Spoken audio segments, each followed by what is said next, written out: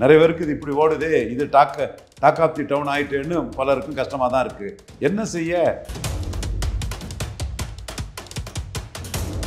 விஜய் அடிக்கிறதுக்காக தான் ரஜினி மீட் பண்ணுறாரு, அங்கே ஆதரவு தேடுறாரு. விஜய் ஏங்க சீமான் அடிக்கணும்? விஜய் அவரை அடிச்சுக்கிட்டாரு, லெட்டர் பேட் கட்சியாட்டு ஆயிட்டாருங்க. நீங்கள் கட்சி ஆரம்பிச்சுக்கிட்டு விக்கிரவாண்டியில் பயந்து ஓடிட்டாலே, பின்னங்கால் படையில் ஓடிட்டாரு, வன்னியர் பறையர் போலீஸ் ஸ்டேஷனுக்கு முன்னாடி நிற்க முடியாது, தாக்கு பிடிக்க முடியாதுன்னு அச்சப்பட்டு போயிட்டாருங்க போது தோல்வி ஒத்துக்கிட்டு போயிட்டீங்களே. தவறான அரசியல் ஆலோசகர்களால் அவரை வீழ்த்திக்கிட்டார. கமல்ஹாசன் மாதிரி நீங்கள் சீரியஸ்னஸ் இல்லாத ஒரு அரசியல்வாதின்னு தானே பார்ப்பான். சீமான் வந்து சீரியஸானவர், எந்த தேர்தலாம் நிற்பார். எல்லாமே நீங்கள் வந்து சும்மா சினிமாவுக்கு மார்க்கெட்டிங் பண்ணுற மாதிரி, வசூல் வரத்தை சொல்கிற மாதிரி, அரசியல்லையும் 60 லட்சம் மெம்பர், 1 கோடி மெம்பர், 1 கோடி மெம்பருக்கு இவ்வளவுன்னு. ஏன் நோட்டாவுக்கு விக்கிரவாண்டியில் ஓட்டு கூடல? நீங்கள் கள்ளச்சாராய சாவை வந்து பார்த்ததை ஒரு பொருட்டா எடுக்கலையா விக்கிரவாண்டியில்? அப்போ நீங்கள் என்ன காகித புலி, ஊதி பறக்கக்கூடிய பலூன், அதில் பலம் நிரூபிக்கலங்கிற ஊசியை வச்சு குத்தி நான் வீழ்த்திடுறேன்.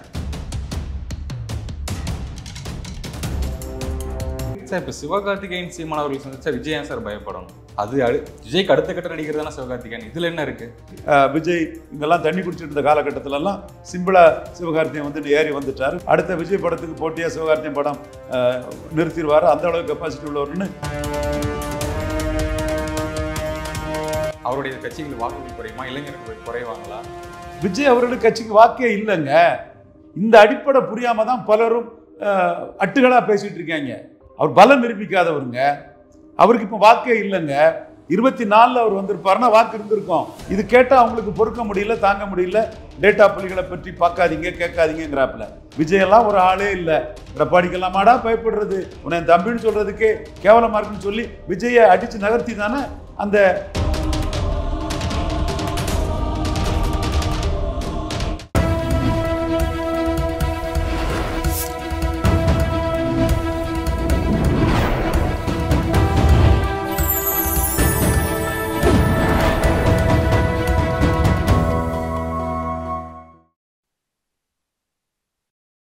சேனல் 5 தமிழ் நேயர்களுக்கு வணக்கம். இன்றைய நேர்காணலில் நம்முடன் இணைந்திருப்பவர் அரசியல் விமர்சகர் திரு ரவீந்திர துரைசாமி அவர்கள். வணக்கம் சார். வணக்கம் தம்பி. சார், சீமான் அவர்கள் ரஜினி அவர்கள் ஒரு திடீர் சந்திப்பு அப்படிங்கும் போது எதற்காக இது ஒரு அரசியல் இருக்கும், ஒரு ஆதரவு தேடுவாங்க எல்லாமே இருக்கும்போது சீமான் அவர்களே சொல்லியிருந்தாரு, இது வந்து வேட்டையின் படத்துக்கான ஒரு விஷ் பண்ணுறதுக்கான ஒரு தருணமாக இருந்துச்சு, நான் விஷ் பண்ண அவரை கூப்பிட்டு பாராட்டினாரு அப்படின்னு சொல்லியிருந்தாங்க. நீங்களும் உடனே இருந்தீங்க. அப்படிங்கும்போது ஏன் வேட்டையின் படத்துக்கு இவ்வளோ லேட்டான ஒரு விஷஸ், எதுக்காக இது? 5-6 நாளாக இன்னும் அதுதான் பேசு பொருளாக இருக்குது. 6 நாளாக அது பேசு பொருளாக இருக்கட்டுன்னு தான் சந்திச்சிருப்பாங்க. எவ்வளவுக்குள்ள அதிர்து இல்லை, சாதாரண சந்திப்பா எதிர்பார்க்க அதான் தெரியுது. 6 நாளாக அதிரட்டுன்னு தான் பார்த்துருக்காங்க. ஆக்சுவலாக இப்போ ஒரு பேச்சு பொருளாக இருக்கணும் அப்படிங்கிறதுக்காக தான் இந்த விஷயம் அப்படி எடுத்துக்கலாமா சார்? இயல்பான சந்திப்பு. அவர் ஒரே துறையில் இருக்கிறாங்க, அவங்களுக்குள்ள இன்ட்ராக்ஷன்ஸ் பலதும் இருக்கும். அதன் அடிப்படையில் பார்த்து பேசியிருக்காங்க. இதில் என்ன இருக்குது? பட் அதிருது. பார்வையற்ற ஒரு யானையை பார்த்த மாதிரி அவங்கவுங்க பெரிய அளவுக்கு அதை கற்பனை, கதை, பொலிட்டிக்கல் மூவ்ஸு, அதுக்கு எதிர் மூவ்ஸு எல்லாமே போட்டு அடி பறந்துக்கிட்டு இருக்குது. எல்லா சமூக வலைத்தளங்களில் எத்தனை நாளாக ஓடிட்டு இருக்குது. நிறைய பேருக்கு இது இப்படி ஓடுதே, இது டாக் ஆஃப் தி டவுன் ஆயிட்டேன்னு பலருக்கும் கஷ்டமாக தான் இருக்குது. என்ன செய்ய? இவர் பரபரப்பான 8% வாக்கு பலம் நிரூபித்த ப்ரூவ்டு டெஸ்டடு லீடர். அவர் பிரதமரால் மதிக்கப்படக்கூடியவர், முதலமைச்சரால் மதிக்கப்படக்கூடியவர். என் முன்னாள் முதலமைச்சர் கூட நேற்று ஜானகி அம்மாள் 100ஆண்டு விழாவில் அவரை பற்றி ஜானகி அம்மாளை பற்றி ஒரு வீடியோ வாங்கி போட்டிருக்கிறாரு. ஸோ இத்தளவு மரியாதைக்குரிய ஒருத்தரை 8% வாக்கு பலம் எடுத்த ஒரு தானே எழுப்பி வந்த ஒரு கட்சி தலைவர் பார்க்குறாருன்னா, திரைத்துறையை சேர்ந்தவர், 2 பேரும் ஒரே துறையில் இருக்கவங்கன்னா, அது பெரிய அளவுக்கு பரபரப்பா அலையா தொடர்ந்து அடிச்சுக்கிட்டே இருக்குதா. ஓகே, இதில் வந்து கற்பனையான சில கேள்விகளும் விமர்சனங்களும் இருக்குது, நிறையவே இருக்குன்னு சொல்லலாம். என்னென்னா தாவேகா கட்சியினோட உறுப்பினர்கள் அப்படின்னு தான் சொல்லணும். ஏன்னா இவர் வந்து ரஜினியை போய் மீட் பண்ணிட்டாரு, விஜய் அடிக்கிறதுக்காக தான் ரஜினியை மீட் பண்ணுறாரு, அங்கே ஆதரவு தேடுறாரு ரஜினி ரசிகர்களுக்கு. விஜய் ஏங்க சீமான் அடிக்கணும்? விஜய் அவரை அடிச்சுக்கிட்டாரு, லெட்டர் பேட் கட்சியாட்டு ஆயிட்டாருங்க. கட்சி ஆரம்பிச்சுட்டு பிரசாந்த் கிஷோர் 4 இடைத்தேர்தலில் நின்று 10% ஓட்டு எடுத்தேன்னு பெருமையாக சொல்கிறாரு. நீங்கள் கட்சி ஆரம்பிச்சுக்கிட்டு விக்கிரவாண்டியில் பயந்து ஓடிட்டாலே பின்னங்கால் படையில் ஓடிட்டாரு, வன்னியர் பறையர் போலீஸ் ஸ்டேஷனுக்கு முன்னாடி நிற்க முடியாது, தாக்கு பிடிக்க முடியாதுன்னு அச்சப்பட்டு போயிட்டாருன்னு போது தோல்வி ஒத்துக்கிட்டு போயிட்டீங்களே. சீமான் நிற்கிறாரே. அப்போ நீங்கள் கமலஹாசன் கடந்த முறை 2019 பிறகு விக்கிரவாண்டியில் நாங்குநேர் நிற்காத மாதிரி நீங்கள் கட்சியை ஆரம்பிச்சுக்கிட்டு நிற்காம போனதுலே செல்ஃப் கோல் போட்டுட்டார விஜய். தவறான அரசியல் ஆலோசகர்களால் அவரை வீழ்த்திக்கிட்டார. என்னங்க மக்கள் என்னங்க பார்ப்பான்? கமலஹாசன் மாதிரி நீங்கள் சீரியஸ்னஸ் இல்லாத ஒரு அரசியல்வாதின்னு தானே பார்ப்பான். சீமான் வந்து சீரியஸானவர். எந்த தேர்தலாம் நிற்பாரு, எதுனாலும் நிற்பாரு, களத்துக்குள்ளே நிற்பாரு, துணிச்சலாக நிற்பாரு. நீங்கள் வன்னியர் பறையர் போலீஸ் ஸ்டேஷனுக்குள்ளே திருமங்கலம் சரத்குமார் மாதிரி ஆயிருவீங்கன்னு ஓடிட்டீங்களே. அந்த ஊரில் தானே மாநாடு போட்டீங்க. சரி, அதில் வேற சிவகார்த்தியன் சீமானை பார்த்துட்டாருன்னொடனே திடுப்புன்னு கள்ளக்குறிச்சி சாராய சாவுக்கு போகிறேன்னு சொன்னீங்க. கள்ளக்குறிச்சி சாராய சாவுக்கு போன நீங்கள், விக்கிரவாண்டியில் நடுநிலை வச்ச நீங்கள், உங்களுக்கு செல்வாக்கு இருந்ததுன்னா பாயிண்ட் 1 போலிங் குறைஞ்சிருக்கணும். மக்கள் அபரிதமாக வந்து போல் பண்ணிட்டான். திமுகவுக்கு ஓட்டு குறைஞ்சிருக்கணும். உதயநிதி ஸ்டாலின் களத்துக்குள்ளே நின்று திமுக ஓட்டை அதிக அளவு போல் பண்ண வச்சுட்டாரு. இது 2 கூட விடுங்க. நோட்டாவுக்கு வாக்கு சதவீதம் கூட்டியிருக்கணுமா வேண்டாமா? விஜய் கள்ளச்சாராய சாவை பார்த்துட்டாரு. நீங்கள் 60 லட்சம் உறுப்பினர்னு சொல்கிறீங்க. விக்கிரவாண்டியில் ஒரு 20,000 பேர் கூட இருக்க மாட்டானா? முன்னோட நோட்டாவுக்கு ஓட்டு கூடணுமா கூடாண்டாமா? எல்லாமே நீங்கள் வந்து சும்மா சினிமாவுக்கு மார்க்கெட்டிங் பண்ணுற மாதிரி, வசூல் வரத்தை சொல்கிற மாதிரி அரசியல்லையும் 60 லட்சம் மெம்பர், 1 கோடி மெம்பர், 1 கோடி மெம்பருக்கு இவ்வளோ ஒன்று பொன்ராஜ் போன்றவங்களே எல்லாம் நம்புகிறாங்க. ஆச்சரியமாக இருக்குது. அப்போ நீங்கள் இவ்வளவு மெம்பர்ஷிப்பு, இவ்வளவு ஆட்கள் உங்களுக்கு இருப்பாங்கன்னா விக்கிரவாண்டியில் நோட்டாவுக்கு வாக்கு கூட்டியிருக்குமா வேண்டாமா? நான் சொல்கிறது நியாயமா தப்பாங்கிறத நடுநிலையாளர்கள், அனைத்து கட்சியை சேர்ந்தவர்களும், நியாய உணர்வு உள்ளவங்களும் பேசுங்க. இஷ்டம் போல அவங்க பிராண்டிங் மாஸ்டருக்கு பல கோடிகளை கொடுத்து செய்திகளை பிளான் பண்ணிட்டு இருக்காங்க, ஊடகத்துக்கு செய்திகளை பிளான் பண்ணிட்டு இருக்காங்க. நான் கேட்குற கேள்வி இதுதான்.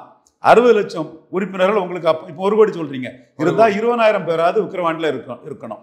ஏன் நோட்டாவுக்கு விக்கிரவாண்டியில் ஓட்டு கூடல? நீங்க கள்ளச்சாராய சாவை வந்து பார்த்ததை ஒரு பய பொருட்டா எடுக்கலையா விக்கிரவாண்டியில்? அப்போ இடைத்தேர்தல் நிற்காம சிவகார்த்திகேயன் சீமானை பார்த்ததை பப்ளிசிட்டி ஆகக்கூடாதுன்னு மறைக்கிறதுக்கு ஒரு நோக்கத்தோட கள்ளக்குறிச்சி சாராயச்சாவை பார்த்ததுல எந்த எஃபெக்டும் விக்கிரவாண்டியில் இல்லை. அப்போ நீங்கள் என்ன காகித புலி, ஊதி பறக்கக்கூடிய பலூன், அதில் பலம் நிரூபிக்கலங்கிற ஊசியை வச்சு குத்தி நான் வீழ்த்திடுறேன். இதுதான் நடந்துட்டு இருக்கு சார். இப்போ சிவகார்த்திகேயன் சீமான் அவர்கள் சந்திச்சா விஜய் ஏன் சார் பயப்படணும்? அது விஜய்க்கு அடுத்த கட்ட நடிகர் தானே சிவகார்த்திகேயன். இதில் என்ன இருக்கு? இதில் என்ன அவருக்கு என்ன பாதிப்பு வரப்போகுது விஜய் அவருக்கு? அடுத்த கட்ட நடிகர் இல்லை. நாம சிவகார்த்திகேயனோட ரேஞ்சுங்கிறது 30 30s பெரிய ரேஞ்சுக்கு வந்துட்டாரு. அவர் இயல்பாட்டே வந்துட்டாரு. ஜாதி மதம் மொழி கடந்து அரசியல் பின்னணி இல்லாமல் தன்னோட சுய இதில் ரஜினிகாந்த் மாதிரி வந்துட்டாருங்கிறத நம்ம சொல்லும்போது, இந்த மார்க்கெட் ரேஞ்சை வர்றதுக்கு அவர் ஒன்றும் வேற சினிமாட்டிக்கை தாண்டி வேற எதுவும் அரசியலையோ எந்த புண்பலத்தையோ பயன்படுத்தாமல் வந்திருக்காருன்னு சொல்லும்போது, அவர் ஒரு அசாத்தியமான ஒரு வளர்ச்சிங்கிறத, இந்த குறுகிய காலத்தில் வளர்ச்சிங்கிறத, அது எக்ஸ்ட்ராடினரி. விஜய் இங்கெல்லாம் தண்ணி குடிச்சிட்டு இருந்த காலகட்டத்திலலாம் சிம்பிளா சிவகார்த்திகேயன் வந்து ஏறி வந்துட்டார். இன்னைக்கு அமரன் படம் வந்து புக்மை ஷோ தான் எவிடன்ஸு. எங்கேயோ போய் நிற்குது டிக்கெட் சேல்ஸில். அது என்ன எவிடன்ஸுங்கிற நீங்கள் பார்த்துக்கிடுங்க. சிவகார்த்திகேயனுக்கு ரேஞ்ச் என்னன்னு பார்த்துக்குங்க. அப்படி வந்துடுவார்ன்ற சூழ்நிலையில் கோட் படத்தில் எனக்கு பிறகு நீதானப்பான்னு சிவகார்த்திகேயனே அவர் மதித்து இது பண்ணிட்டாருன்னா, டைரெக்டாக அதை மதிக்கலைன்னா சிவகார்த்திகேயனே நம்ம இது 7ஆம் அறிவு போன்ற படங்கள், பொல்லாதவன் போன்ற படங்கள்லாம் விஜய் படத்துக்கு போட்டியாக வரும்போது அந்த படங்கள் மேலே வந்த வரலாறுகள் நிறைய உண்டு காம்படிஷன். இதில் அந்த மாதிரி அடுத்த விஜய் படத்துக்கு போட்டியாக சிவகார்த்திகேயன் படம் நிறுத்திடுவார். அந்த அளவுக்கு கெப்பாசிட்டி உள்ளவர்னு விஜயே சிவகார்த்திகேயனை ரெகனைஸ் பண்ணிட்டாரு. அதை நான் பாராட்டுறேன். விஜய் சிவகார்த்திகேயனை ரெகனைஸ் பண்ணதை அது பெருந்தன்மையான விஷயம். விஜய் பாராட்டுறேன். Appreciate Vijay for that. இப்போ அவர் திறமை வந்து மதிச்சிருக்காரு அப்படின்னு ஒத்துக்கணும். இதனால அவருக்கு என்ன பயம் சார் இருக்கு? அவருடைய கட்சிகள் வாக்குகள் குறையுமா? இளைஞர்கள் குறைவாங்களா? யாருக்கு? விஜய் அவர்களுக்கு. விஜய் அவர்களுக்கு கட்சிக்கு வாக்கே இல்லைங்க. இந்த அடிப்படை புரியாம தான் பலரும் அட்டுகளா பேசிட்டு இருக்காங்க. அவர் பலம் நிரூபிக்காதவருங்க. அவருக்கு இப்ப வாக்கே இல்லைங்க. 24 அவர் வந்திருப்பாருன்னா வாக்கு இருந்திருக்கும். இப்ப 26 வாக்கு இல்லை. இது கேட்டா அவங்களுக்கு பொறுக்க முடியல, தாங்க முடியல. டேட்டா புலிகளை பற்றி பார்க்காதீங்க, கேட்காதீங்கிறாப்புல. உண்மையை தாங்க நான் சொல்றேன். நீங்க 24 39 தொகுதியில் கேண்டிடேட் போட்டீங்கன்னா கமலஹாசன் நிரூபிச்ச மாதிரி ஒரு வாக்கு வலிமை நிரூபிச்சிருக்கலாம். அல்லது நீங்க நம்ம 26 நிரூபிச்சுட்டு தான் அதை பேச முடியும். இது வெடிகுண்டு கலாச்சார கதை மாதிரி, தேங்காயில் வெடிகுண்டு மாதிரி தான் நீங்கள் கூட்டணியில் பங்கு கொடுக்குறதுன்னு ஈஸ்வரன் அண்ணன் கமெண்ட் அடிச்சிருக்கிறாரு. நீங்கள் கூட்டணி ஆட்சியில் பங்கு, கூட்டணி ஆட்சிங்கிறதுல யாராவது உங்களை சீரியஸாக எடுத்திருக்காங்களா? எக்ஸப்ட் புதிய தமிழகம் டாக்டர் கிருஷ்ணசாமி. அவருக்கு அன்றைக்குள்ள ஸ்டேட்டஸ் என்ன? 39,000 ஓட்டு சட்டமன்ற தேர்தலில், 22% வாக்கு, தமிழக அளவில் 4% ஓட்டு ரெட்டை இலை சின்னத்தில் தென்காசியில். இதான அவருக்கு ஸ்டேட்டஸு. அப்போது ரெட்டை இலை சின்னத்தில் தமிழக அளவில் 4% ஓட்டு எடுத்த புதிய தமிழக கிருஷ்ணசாமி மட்டும்தான் உங்கள் கூட்டணி ஆட்சி காலுக்கு வந்து உங்களோட பெருந்தன்மையை மதித்து நீங்கள் தனியாக வந்தாலும் கொடுப்பீங்கள்ல, அது மாதிரி வாங்கிறதுக்கு அவர் மட்டும்தான் வந்திருக்கிறாரு. வேற யாரும் உங்கள் பக்கம் வரல. அப்போது நீங்கள் போட்ட செல்ஃப் கோல் ஒன்று, கட்சி ஆரம்பிச்சுட்டு லெட்டர் பேட் கட்சி ஆட்டு நீங்கள் பார்வையாளர் ஆட்டு விக்கிரவாண்டியில் இருந்தது. அச்சம், போலீஸ் ஸ்டேஷன் முன்னாடி பிஞ்சி போவோம், திருமங்கலம் சரத்குமார் மாதிரி ஆயிருங்கிற அச்சம் வரல. ஒன்று. ரெண்டாவது, சீமான் சொல்கிற மாதிரி 214 போட்டி போடுவோன்னு சொல்லாமல் கூட்டணி ஆட்சி பங்குங்கிறதுல போகிறது. இது என்னையா சீமான் ரஜினி சந்திப்பை பார்த்தா விஜய்க்கு நெகட்டிவாக நம்ம பேசிகிட்டு இருக்குங்கிற மாதிரிலாம் ஓடுது. இல்லை, நீங்கள் ஒரு இது சொல்லியிருந்தீங்க, கமலை விட விஜய் அவர்களை வந்து ஈஸியாக வீழ்த்திடலாம் அப்படின்னு சொல்லியிருந்தீங்க. ஆனால் கமல் அவர்களுக்கு வந்து 4.4% வாக்குகள் அப்படின்னு எடுத்துக்கலாம். விஜய் அவர்கள் வந்து இப்போ 1 கோடி உறுப்பினர்கள் அப்படின்னு சொல்லியிருக்காங்க. இப்போ அவர் முன்னணி நடிகர் இல்லாதப்போ வந்தார், ஒரு ரிட்டையர்ட் ஸ்டேஜில் வந்தார். இவர் முன்னணி நடிகர் இருக்குமோ வந்திருக்காரு. எப்படி இந்த கம்பேர் பண்ணுறீங்க? ஏம்பா ஓட்டு நிரூபிச்சாதான்பா வாக்கு. அதுதான் நான் திரும்ப சொல்கிறேன். 60 லட்சம் ஓட்டு இருக்கும்போது 20,000 பேர் விக்கிரவாண்டியில் இருக்க மாட்டானா? அவன் ஏன் நோட்டாவுக்கு ஓட்டு போடலன்னு கேட்டேன். ஓட்டு போலிங் கூடி இருக்குல்ல. நீங்கள் திமுக அரசுக்கு எதிராக தானங்க சார் வந்தீங்க. போலிங் கூடி இருக்கு, ஓட்டு போட மக்கள் வந்திருக்கான் 80% பேர். திமுகவுக்கு போலிங் கூடி இருக்கு உதயநிதி ஸ்டாலின் உழைப்புல. அப்போ நீங்க திமுக ஆட்சிக்கு எதிராக கள்ளச்சாராவை பார்க்க வந்ததுக்கு நோட்டாவுக்கு ஓட்டு கூடி இருக்கணுமா வேண்டாமா? நான் சொல்றேன், லாஜிக் புரிஞ்சவங்களுக்கு புரியும். சும்மா இவங்க சொல்லுடைய 1 கோடி இதெல்லாம் கேட்டுக்கிட்டு ஐயோ சீமானுக்கு எதிராக அதை பயன்படுத்தலான்னு வன்மத்திலையும் காழ்ப்புணர்ச்சியும் பேசக்கூடியவங்களுக்கு லாஜிக் புரியாது. லாஜிக் தெரிஞ்சவன், விவரமானவன், அறிவுபூர்வமாக சிந்திக்கிறவனுக்கெல்லாம் ரவீந்திரன் துரைசாமி லாஜிக்காக பேசுறான், கரெக்டா இருக்குன்னு புரியும். அதனாலதான் என் லாஜிக்கு நியாயமான நடுநாளுக்கு புரியுங்கிறனால தான் டேக்டா புலிகளை பார்க்காதீர்கள்னு அவங்க சொல்றது காரணம். ஓகே சார், இப்போ சமீப காலமாக வந்து நாம் தமிழர் கட்சியிலேருந்து சில உறுப்பினர்கள், நிர்வாகிகள் வந்து விலகிட்டு இருக்காங்க. மாவட்ட செயலாளர்கள் அந்த அளவில் விலகிட்டு இருக்காங்க. அப்படிங்கும்போது இந்த சீமான் அவர்கள் ரஜினி அவர்கள் சந்திப்புக்கு பிறகு நேற்றைக்கு வந்து கோயம்புத்தூரில் வந்து ஒரு 200 உறுப்பினர்கள் வந்து திமுக வந்து இணைஞ்சிருக்காங்க செந்தில் பாலாஜி அவர்கள் தலைமையில். அப்படிங்கும்போது சந்திப்பு தான் காரணம்னு எடுத்துக்கலாமா சார்? இதெல்லாம் வச்சு சீமானுக்கு ஓட்டு இல்லைங்க. சிங்கிள் பர்சன் பார்ட்டிங்க சீமான் கட்சி. 2024 மக்களவை தேர்தலில் சீமானுக்கு 8% வாக்கு வரும்னு என்ன தவிர யாராவது சொன்னீங்களா? யார் சொன்னா சொல்லுங்க? சுமன் ஸ்ரீராமன் 2 சொன்னாரு, குபேந்திரா 4 சொன்னார். தப்புன்னு சொல்ல, அவங்க சொல்லி மற்ற விஷயங்கள் நடந்திருக்கலாம், சகோதரர்கள் தான். அப்போ சீமானை பற்றி நான் கணிச்ச அளவுக்கு யார் கரெக்டாக கணிச்சிருக்கிறா? உள்ளாட்சி தேர்தலில் சீமான் 3வது வரமாட்டார், அண்ணாமலையும் பாஜக தான் 3வது வரும்னு சொன்னா இல்லையா? திருவொற்றியில் சீமான் 3வது போவார்னு சொன்னா இல்லையா? அப்போ நாம் தமிழர் தம்பிகள்லாம் என்ன மேலே எவ்வளவு கோவப்பட்டாங்க. சீமானே சொன்னா, என் அண்ணனே நான் 3வது போயிடும்னு சொன்னால் யார் என்ன நியாயமாக பேசுவாங்கன்னு வருத்தப்பட்டார். நான் உணர்ந்ததை சொன்னேன். கமல்ஹாசன் ஃபைட்டிங் கேண்டிடேட்னு 2வது வந்தாரா இல்லையா? தினகரன் ஃபைட்டிங் கேண்டிடேட்னு 2வது வந்தாரா இல்லையா? ஆனால் சீமான் 8% வாக்கு எடுப்பாருன்னு சொன்னேன். 7% வாக்கு எடுத்தாரா இல்லையா? அந்த 7% வாக்கும் அடிச்சு ஆணித்தரமாக சொல்லுவேன். இதுவும் டேட்டா உண்மை. விஜயெல்லாம் ஒரு ஆளே இல்லை. எடப்பாடிக்கெல்லாமாடா பயப்படுறது, உன்னை என் தம்பின்னு சொல்றதுக்கே கேவலமா இருக்குன்னு சொல்லி விஜயை அடிச்சு நகர்த்தி தானே அந்த 7% வாக்கு எடுத்தாரு. அப்போ விஜய்க்கு என்னதுல என்ன செல்வாக்கு இருக்கு? அப்போ இந்த உங்க உறுப்பினர் இருக்குது, ரசிகர்கள் இருக்கிறதெல்லாம் சும்மா சொல்லிக்கலாம். தேர்தல் ஆணையம் உங்க வாக்கு சொல்லணும். அது 2026 தான் நடக்கும். 24 நடக்கட்டுன்னு நான் நினைச்சேன், வரவேற்றேன், வாழ்த்தினேன், வரவேற்றேன். நீங்க 24 வரல, அது உங்க தப்பு. இப்போ 26 வாக்கை நிரூபிச்சுட்டு தான் உங்களை பற்றி ஆட்டம் ஆரம்பிக்கும். நீங்க வாக்கை நிரூபிக்காமலே கற்பனையா ஒரு ஆட்டம் ஆடிட்டு இருக்கீங்க. ஒரு பலூனை சில பத்திரிகைகளை பயன்படுத்தி ஊதி பறக்க விடுறீங்க. ஒரு பலூன்ல நம்ம பலம் நிரூபிக்கலங்கிற ஊசியை வச்சு குத்தி அந்த பலூனை பொட்டி தெறிக்க வைக்கிறோம். இது நடந்துட்டு தான் இருக்கும். பலம் நிரூபிங்க, 214 கேண்டிடேட் போடுங்க, நிரூபிங்க, அதுக்கு பிறகு பேசுங்க. இந்த நிலைமையில இருக்கக்கூடிய விஜய்க்கு எதிராக சீமானியா போடும். இது மொத்த சந்திப்பும் வந்து சினிமா சார்பாக பேசியிருக்காங்க. ஒரு நடிகர், இயக்குனர் இதெல்லாம் தாண்டி சில அரசியலும் பேசியிருப்பாங்க. அப்படிங்கும்போது சீமான் அவர்களுடைய ஒரு கணக்கு என்ன சார்? அரசியல் கணக்கு என்னவா இருக்கு? சீமான் கணக்கு இதை பற்றி பலரும் பல விதமாக பேசிட்டுன்னு கூட ஒரு பேட்டியில் சொன்னதான் நான் பார்த்தேனே. இன்னும் அது ஓடிட்டே இருக்குது. பார்வையற்றோர் யானை பார்த்த மாதிரி இன்னும் பார்த்துக்கிட்டே இருப்பாங்க. எனக்கு ஒரு சின்ன சந்தேகம், இதனால யாராவது பயந்து இருக்காங்கன்னு நினைக்கிறீங்களா? இதில் யாரும் பயப்படுறதுக்கு என்ன இருக்குது? பயப்படுறதுக்கே ஒன்றும் இல்லை. இதனால சீமானுக்கு, அரசியல் தலைவராக இருக்கக்கூடிய சீமானுக்கு ஒரு பெரிய ப்ளஸ் என்னன்னா, அவர் வந்து சப் கேட்டகரைசேஷனில் தேவேந்திர குல வேளாளர் பறையருக்கு 5% உயர்த்தி கொடுக்கணும்னு சொல்கிறாரு.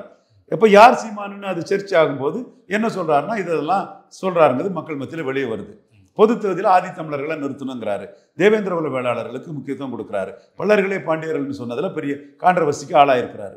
இந்த விஷயம்லாம் சீமான் சம்பந்தப்பட்ட விஷயங்கள் எல்லாம் வண்ணார், நாவிதர், குயவர் போன்றவங்களுக்கெல்லாம் அவர் வேட்பாளர் கொடுக்குறாரு. எடப்பாடி பழனிசாமியை 1.1 ஜெயலலிதா உயிரோடு இருக்கும்போது பலகீனப்படுத்தி 8.2க்கு வந்துட்டாரு. அடுத்தும் எடப்பாடி பழனிசாமியை பலகீனப்படுத்துவார். இது புலிவேட்டை. எலிகளை பற்றி பேசாண்டாம். புலிவேட்டைங்கிறது பலன் உரிச்சு 20% இருக்கக்கூடிய எடப்பாடி பழனிசாமியை 7.2% இதுவரை பலகீனப்படுத்தின சீமான் 26லையும் பலகீனப்படுத்துவார். அதற்கு விஜய் எதிர்ப்புங்கிற பாப்புலாரிட்டி சீமானுக்கு பயன்படுது. ரஜினிகாந்த மரியாதை நிமித்தமாக, அன்பின் நிமித்தமாக பார்க்கக்கூடிய சந்திப்பு பயன்படுது. ஸோ த டார்கெட் ஜெயலலிதா உயிரோடு இருக்கும்போது சீமான் 1.1, ஜெயலலிதா 40. ஜெயலலிதா மறைஞ்ச பிறகு எடப்பாடி பழனிசாமி ஐயா 20.4, சீமான் 8.2. இன்னும் இந்த 20.4 குறையணும், சீமான் 8.2 கூடணும். இதுதான் நோக்கம். இதுக்கடையில் எடப்பாடி சீஃப் மினிஸ்டர் ஆயிடுவார், சீமானுக்கு வேளாண் துறை அமைச்சர் கொடுத்துவாருன்னா வேண்டாம் வேண்டாம், நாங்களே சீஃப் மினிஸ்டர் ஆகிடுறோம், ஆகும்போது ஆகிடுறோம். உங்களை வந்து ஓட் டிரான்ஸ்ஃபர் கெப்பாசிட்டி உங்களுக்கு கிடையாது. உங்களை நம்பி டாக்டர் ராமதாஸுக்கு வேணா ஒரு சில சீட்டு வரலாமே தவிர வேற யாருக்கும் சீட்டு வராதுன்னு சீமான் தனிச்சு போறாரு. தனிச்சு போறதுல திமுக எதிர்ப்பை கடுமையாக வச்சு இதுவரை எடப்பாடி பழனிசாமி பலகீனப்படுத்தினவர் இன்னும் எடப்பாடி பழனிசாமி பலகீனப்படுத்துவார். இதுதான் சீமானுக்கு டார்கெட்டே தவிர பலம் நிரூபிக்காத விஜய் என்ன நத்திங். சரி, இந்த மீட்டிங்க்கு அப்புறம் சில ரஜினி ரசிகர்களும் சரி, விஜய் ரசிகர்களும் சரி ஒரு காமனான விஷயம் சொல்லியிருக்காங்க. என்னன்னா, ரஜினி அவர்கள் அரசியலுக்கு வரேன் அப்படின்னு சொன்னோன்னா சீமான் அவர்கள் சொன்னது வந்து சுடுகாட்டிலே வெற்றிடம் இருக்கு, அங்கேயும் கூட போங்க அப்படிங்கிற மாதிரி சொன்னார். விஜய் அவர்களுக்கும் வந்து நடுவில் நின்னீங்கன்னா லாரி வரும், அடிபட்டு தான் சாவீங்க அப்படிங்கிற மாதிரி விமர்சனம்லாம் பண்ணார். அதாவது அரசியலுக்கு வருவதுக்கு முன் பின் அப்படின்னு தான் எடுத்துக்கிறாங்க. விஜயம் மீட் பண்ணுறாரு, ரஜினி மீட் பண்ணுறாரு அப்படிங்கும்போது இவரும் சில விஷயங்கள் மாற்றி மாற்றி பேசுகிற மாதிரி இருக்கு, அரசியல் ஆதாயத்துக்காக பண்ணுற மாதிரி இருக்கு அப்படின்னு ஒரு விமர்சனம் வருதுல்ல சார்? கண்டிப்பாக சீமான் இஸ் இன் பொலிட்டிக்ஸு. அவர் அன்னைக்கு அண்ணன் ரஜினிகாந்த் வந்து போட்டியாளர்னு சொல்லும்போது கடுமையாக விமர்சனம் செய்தார். நான் வந்து சீமான் கில்லிங் இன் சைலன்ஸ் ஆளாகக்கூடிய சீமானுக்கு மெரிட்டை நான் சொல்கிறேன். அதுக்காக 17 வயசில் ஐயா ராமச்சந்திர நாயுடு சமூகத்தை சேர்ந்தவர், மத்திய அமைச்சராக இருந்தவர், சீஃப் மினிஸ்டராக வரணும்னு சுப்பிரமணிய பிள்ளைக்கு வேலை பார்த்தவன். என் சொந்தக்காரரை மீறி, என் சொந்தக்காரர் அவரை மீறி வேலை பார்த்தவன். அப்போ நாம் வந்து அந்த இடத்துக்குள்ள ராமச்சந்திரனை வந்து அரசியல் ரீதியாக பார்த்தேன். ஒரு தேசிய இயக்கத்தில் தலைவராக இருந்தவரை தான் பார்த்தேனே தவிர அவரை வந்து மொழி ரீதியாக நம்ம பார்க்கல. அப்போ நம்ம கொள்கை வேற, செந்தமிழன் சீமானுக்கு கொள்கை வேற. அவர் அன்னைக்கு அவருக்கு வந்து போட்டியா அண்ணன் ரஜினிகாந்த் களத்துக்குள்ள வரும்போது ரஜினிகாந்த் எதிர்த்தார். அது கூட சீமானுக்கு பப்ளிசிட்டி தான். மற்றவங்க ரஜினிகாந்த் எதிர்க்கிறதுக்கு தயங்கும் போது போல்டா எதிர்த்தது கூட சீமானுக்கு பப்ளிசிட்டி தான். இன்னைக்கு சீமானுக்கு ரஜினிகாந்த் போட்டியாளர் இல்லை, ஏன் எதுக்கணும்? இப்போ அவர் அரசியலுக்கு வரல அப்படிங்கிறதுனால ஒரு அதான் சீமான் இஸ் இன் பொலிட்டிக்ஸ். அப்போ இது வந்து ரஜினி ரசிகர்களை வந்து தன் வசப்படுத்துறதுக்கான ஒரு வாய்ப்பு தானே சார் பார்க்க முடியும்? ரஜினி ரசிகர்கள் ஹெட்ரோஜினியஸ் என்டிட்டி. ரஜினி ரசிகர்களில் பிரபாகரன் உலக தமிழரின் தலைவர், சீமான் தானே எழுந்து வந்த ஒரு தலைவன், சீமானுக்கு கொள்கைகள் ஏற்றுக்கொள்ளப்படக்கூடியன்னு சொல்லக்கூடிய கமல் ரசிகர்னாலும் சரி, விஜய் ரசிகர்னாலும் சரி, சிவகார்த்திகேயன் ரசிகர்னாலும் சரி, அதை ஏற்றுக்கொள்ளக்கூடியவங்க சீமானுக்கு வாக்களிப்பாங்க. அதே மாதிரி ரஜினி ரசிகர்கள்லையோ கமல்ஹாசன் ரசிகர்கள்லையோ அண்ணாமலை, மோடி இவங்கெல்லாம் அந்த நாட்டுக்கு நல்லது பண்ணுறாங்கன்னு நினைக்கக்கூடியவங்க பிஜேபிக்கு வாக்களிப்பாங்க. ரசிகர்கள்ங்கிறது ஹெட்ரோஜினியஸ் என்டிட்டி. பலதரப்பட்ட அரசியல் தன்மை கொண்டவங்க, அரசியல் அபிமானங்கள் கொண்டவங்க ஒரு நடிகர்களுக்கு ரசிகராக இருப்பாங்க. அதுதான் நான் விஜய்க்கும் சொல்கிறேன். விஜய் ரசிகர்கள் இன்னைக்கும் பலதரப்பட்ட எண்ணங்கள் கொண்டவங்களாக தான் இருப்பாங்க. ஸ்டாலினுக்கு வாக்களிக்கக்கூடியவங்களாட்டும் நிறைய பேர் இருப்பாங்க. எடப்பாடிக்கு கொஞ்சம் ஒரு வாக்களிப்பாங்க, இல்லை சீமான் தான் எங்களுக்கு அரசியல்னு வாக்களிப்பாங்க. இதெல்லாம் 26ல் வந்து ஃபில்டர் பண்ணி போக விஜய்க்கு எவ்வளவு வாக்கா வருதோ அதுதான் தாவேகாவின் வாக்கு. ரசிகர்கள் எல்லாம் வாக்காளர்கள் அல்லங்கிறத தான் நான் பார்க்குறேன். அதே மாதிரி ரஜினி ரசிகர்கள் வந்து பலதரப்பட்ட தன்மை கொண்டவங்க இருப்பாங்க, ஸ்டாலின் ஆதரிக்கக்கூடியவங்க இருப்பாங்க. தமிழ் இஷ்யூவில் ஈடுபாடு கொண்ட ரஜினி ரசிகர்கள் வந்து விஜய் ரசிகர்களை கூட சீமானை ஆதரிக்கலாம். சீமானும் அந்த புள்ளியில தான் அதை பார்ப்பாரே தவிர மற்றபடி இதுக்குள்ள ரஜினி ரசிகர்கள்லாம் ஒரு ஹோமோஜினியஸ் என்டிட்டிலாம் சீமானும் பார்க்க மாட்டார். அப்படி இல்லைங்கிறது தான் 100% ஒரு உண்மை. காரணம் 96ஆம் ஆண்டு அண்ணன் வாய்ஸ் கொடுத்தாரு. அது மிகப்பெரிய வெற்றியை கொடுத்தது. 98ல் அந்த வெற்றியை கொடுக்கல. 2004ல் பாமக வந்து வெற்றி பெற்றாங்க.